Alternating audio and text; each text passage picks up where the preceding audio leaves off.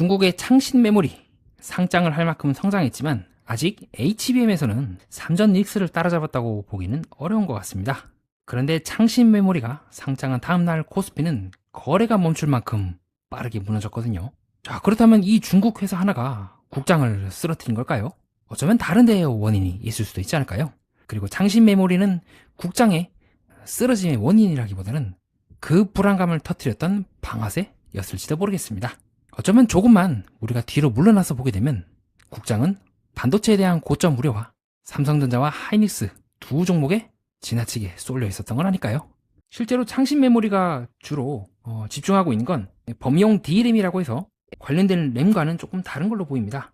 하지만 시장에서는 그렇게 본 것 같아요. 창신 메모리가 범용 D램을 대량으로 만들게 되면 삼성과 하이닉스의 관련 산업이 타격이 가해질 수가 있고 그것은 우려할 만하다라고 해서 미래의 장차 삼전 릭스의 경쟁력이 하락될 것을 선반영해서 코스피가 떨어진 건 아닌가라고 볼 수도 있을 것 같습니다. 하지만 동시에 그렇기 때문에 아직 창신 메모리가 AI 메모리에 영향을 끼칠 정도는 아니라고도 볼 수가 있겠죠.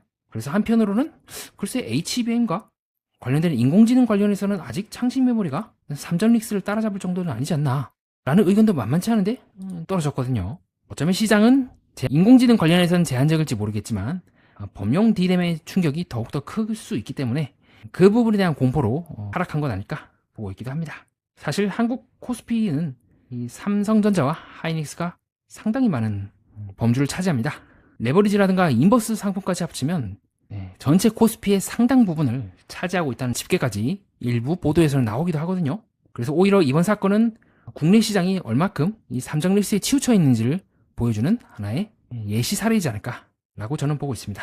그런 측면에서 본다면 창신 메모리는 진짜 이번 코스피 하락의 원인이라기보다 코스피 시장이 어떤 부분에서 약점을 드러내는지를 보여준 방아쇠라고 저는 생각합니다. 아직 실적 발표가 나오지 않았음에도 주가가 떨어지고 기술적으로 우위를 확보하고 있음에도 주가는 그렇게 안정적이지 않을 수가 있으며 기업이 좋다고 해서 그 주식이 꼭 안전하지만은 않다는 것도 확인할 수가 있죠. HBM과 범용 D램은 다른 시장임에도 말입니다. 결국 이번 사건에서 확인할 수 있는 건 중국이 얼마나 따라왔느냐만은 아닐 겁니다. 시장이 한 방향에 지나치게 몰려있으면 아직 현실이 되지 않은 위협도 큰 폭락을 만들 수 있다고 봅니다. 기술적인 우위는 기업의 경쟁력을 말해주지만 주식의 안정성은 가격과 기대 그리고 돈이 얼마나 한 곳에 몰려있는지가 함께 결정하는 것 같거든요. 멀티탭 하나에 모든 가전제품을 꽂아두면 마지막 기기 하나를 내려가는 순간 차단기가 발동해서 전부 다 꺼질 수가 있습니다.